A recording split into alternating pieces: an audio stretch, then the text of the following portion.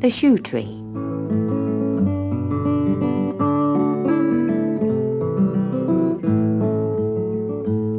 John and Marion were watching their father dig the garden. It was hard work, and after one very big spadeful, he stood up straight and mopped his brow. "Look, Daddy has dug up an old boot," said Marion. "What are you going to do with it?" asked John. "I'm going to bury it right here," said Mr. Martin. "There's an old wives' tale that says if you put an old shoe under a rhubarb plant, it grows much better." Marion giggled. "Will the boot grow?" "Well, if it does, we'll have stewed boot for tea." And he buried it. Later in the spring, gales blew down the rhubarb, and Mr. Martin went to pick the broken stalks. He noticed a new plant growing in the rhubarb patch. He didn't pull it up, though, because he wanted to find out what it was. He looked all through his gardening books, but he couldn't find anything like it. "I've never seen a plant like this before," he told John and Marion. It was rather an interesting plant, so although it had soon pushed away what was left of the rhubarb, the Martins left it to grow. It grew very well, and by the following spring it was like a little tree, over a metre high. In the autumn, greenish-white fruit appeared, and very strange it was, all knobbly and funny shapes. "That fruit reminds me of something," said Mrs. Martin. Soon afterwards she realised what it was. "It's like boots. Boots hanging up in pairs by their heel tabs." "They really are like boots," said John in amazement, touching the fruit. "Did you say boots?" said Mrs. Tripp, the next-door neighbour, peering over the garden wall. "Yes, our trees grow in boots." "Why, my young Bobby's getting old enough for boots," said Mrs. Tripp. "Can I come over and have a look?" "Of course. Come and see for yourself."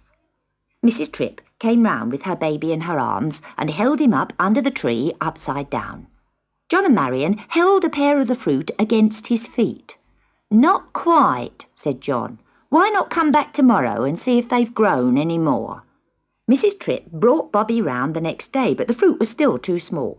By the end of the next week, though, all the fruit was beginning to ripen to a shiny brown, and one day a pair seemed just the right size for Bobby. So Marion picked them, and Mrs. Tripp put them on his feet. They were the perfect fit, and Bobby toddled up the garden path.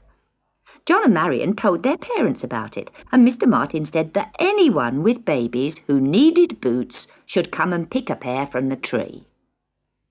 Everybody in the village soon heard about the amazing shoe tree, and the next day there were crowds of women jostling through the garden gate with their children.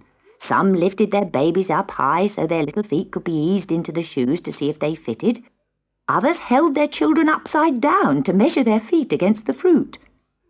John and Marion picked those that were left over and laid them on the lawn so they could put them in matching pairs. Then the mothers who had come late sat down with the children on their laps, and John and Marion went back and forth bringing pairs to be tried on until every child was fitted and every shoe fruit was taken. By the end of the day, the tree was stripped bare. One of the mothers, Mrs. White, brought her triplets and fitted each one with a pair of shoe fruits. When she arrived home, she showed them to her husband. "I got them free from the Martin's tree," she said. "Look, the skin's tough like leather, but inside it's really soft, so the shoes are good for children's feet. Isn't that clever?" Mr. White stared long and hard at his children's feet. "Take those shoes off them," he said at last. "I've got an idea."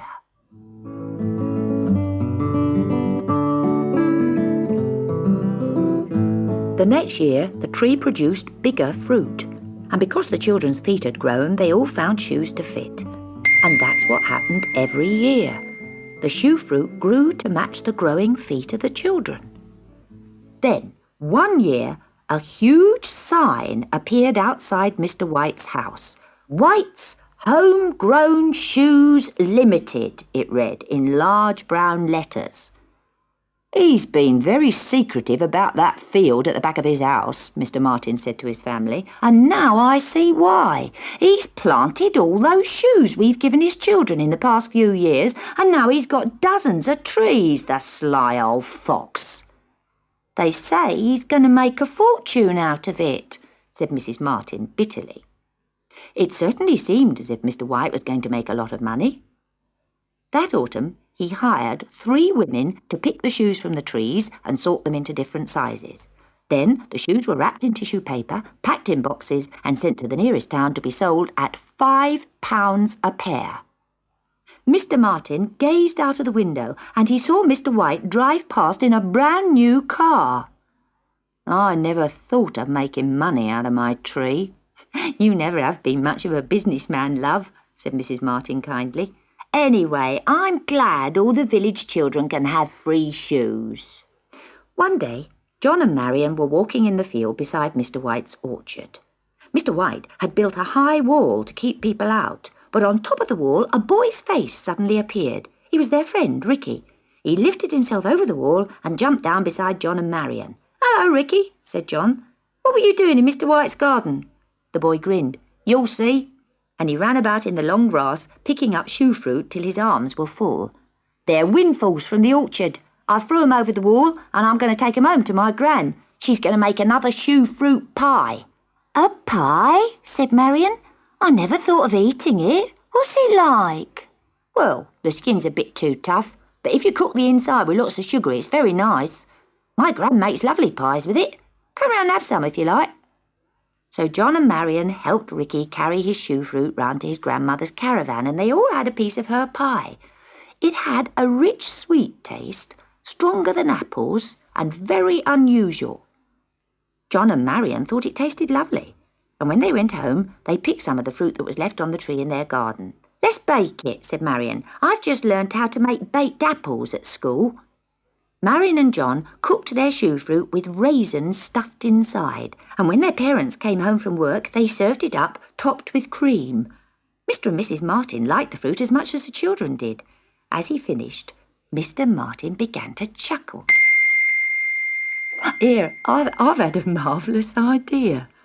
The next day, he drove his old car into town, the boot filled with boxes of shoe fruit.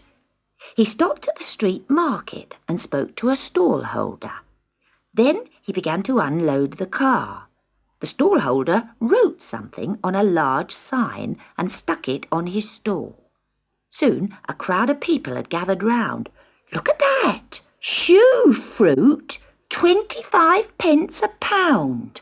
"I paid £5 a pair for my little boy," said one woman, and she lifted up her child and pointed at the shoe fruit he was wearing. "Look, I paid £5 for those at the shoe shop, and here they are selling the same thing for 25p. "Only 25p a pound," shouted the stall-holder. "Peel off the skins and eat the tasty flesh inside. Lovely in pies, baked or stewed." "Well, I certainly won't go to the shoe shop and pay £5 again," said another woman.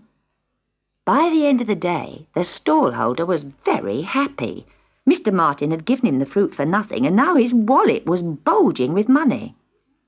The next morning, Mr. Martin drove into town again. He saw the signs in the shoe shops that said, "White's natural shoes, they grow with your children." But new signs had been added underneath. Huge reductions, prices down to 25p a pair. After that, everyone was happy. The village children still got their shoes free from the Martin's tree, and people in the town didn't mind paying 25p a pair in the shoe shops, and anyone could eat the fruit if they liked. Only Mr. White wasn't happy. He still sold some of his shoes, but he made less money than before. "Do you think I should feel guilty about Mr. White?" Mr. Martin said to his wife. "I don't really think so. After all, fruit is for eating, isn't it?" "And anyway," said Marion, "wasn't that what you thought when you first buried that old boot? Don't you remember? You promised a stewed boot for tea."